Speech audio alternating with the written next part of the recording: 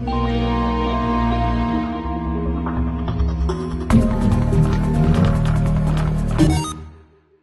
what is happening, everybody? Jerma here with a Team Fortress 2 gameplay commentary. Gonna be playing as the Pyro tonight. 2 one-life gameplays back-to-back as the Pyro, using the strange degreaser, the strange flare gun, and because I never use melee as a Pyro, I have on the stupid guitar thing. The 3rd degree, that's what it's called. So these are 2 back-to-back one-life gameplays, like I said, on Hightower. And Hightower is one of those awesome Pyro maps, because you can really just hide around corners, jump at people, blast people off the edge of the cliff. So it's a whole lot of fun. I suggest you try Pyro on here if you've never done it before. So what I want to talk about in this gameplay, I want to talk about the flare gun, because I want to give you guys some tips and strategies on how I use this thing, how I get most of my kills with this thing, and just general basic strategy and tips for you guys, because some people have a lot of trouble with this item. And I did a video about the flare gun a while back, probably like 3 months ago. And I didn't really go into that much detail. I talked about it for a little bit, but I want to give at least a minute or 2 of this video's time to explaining how I use this item.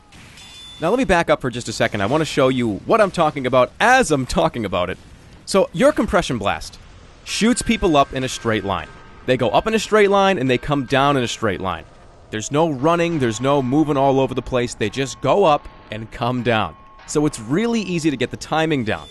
And some people will ask me, they'll say, Jerma, if you're going to do the compression blast in the air, why not use the reserve shooter, or why not use the shotgun?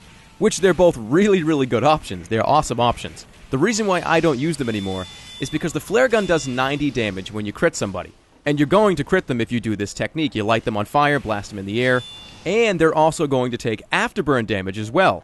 So it would take 2 or 3 shotgun shots to get the same amount of damage you'll get with these crits. And I know it does take only about 1.5 seconds to shoot your shotgun twice, or 3 times even. And it does take about 2.5 seconds to shoot the flare gun, but it really does even out. They both equal about the same amount of damage if you have good aim. So it really is just personal preference, finding what you want to play with. I just like the flare gun because I love getting those crits, and I like having the long range option. Getting one more look at what I'm talking about right there, and then I get myself killed. I don't know what it is about engineer buildings, but look at, I'm just standing still right now, aiming at it. I think it just puts you in a trance whenever you see an engineer building. You're like, I gotta get rid of that damn thing. But anyways, this is the second gameplay. This is the second one life gameplay. Had to spray that picture of Burger Boy right there, because everybody loves Burger Boy. So coming up right here, this is really, really ridiculous. I couldn't believe I survived this whole thing. MLC Stealth is my medic right now. He gets himself killed. Actually, I probably get him killed for going too overzealous right here. I get the reflect shot on this demo man. Get the kill on him, turn around, Stealth is being attacked, Stealth goes down as the medic, and then it's just me and this guy in this room being ridiculous, and then another Pyro comes in here, and I'm just like, oh my god, swinging all over the place, and I actually get the kill on both of them, and look at how much health I have. And to be honest with you guys, if I had the shotgun right there, I probably wouldn't have even pulled it out. Only because when you get closed off in an area with another Pyro, and you're a Pyro, you pretty much just chaos spray and get all crazy. There was 3 Pyros in that room.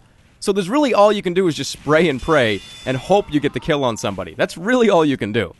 I mean, maybe I could have done 1 or 2 meat shots, but it was just so chaotic in that tiny little room. I really don't think I would have pulled it off.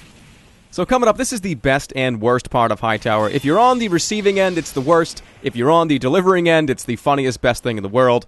Blowing people off of the edge right there at that cart turnaround. Speaking of the cart, this is when we all get on it. We all start to push it, because really it's just been sitting here the whole time, not really moving that much. Get a lucky crit shot on that scout that was jumping over the edge there, and this needs to be said, I'll bring it up again, the afterburn kills him. So if you crit any of the classes with 150 health or less, you will kill them with the afterburn. The only way that won't happen is if there's a medic on the team healing people, overhealing people, etc., or they pick up a health kit. That's the only way they will escape that. Moving the cart right along here, this is the part on Hightower where pretty much every single game ends in a stalemate. Because they both get to this point right here where this large hill is, and neither team ever seems to be able to push it all the way up. Especially if there are engineers here. Because even if you take it out with an uber charge, you still have to push the cart all the way up. And literally, the spawn doors are right there. So it can be quite a challenge sometimes. Sentry gun up in that little loft right there. I end up taking it out with the flare gun. There was a bunch of spam going at that thing, so I think I just luckily got the last shot on it.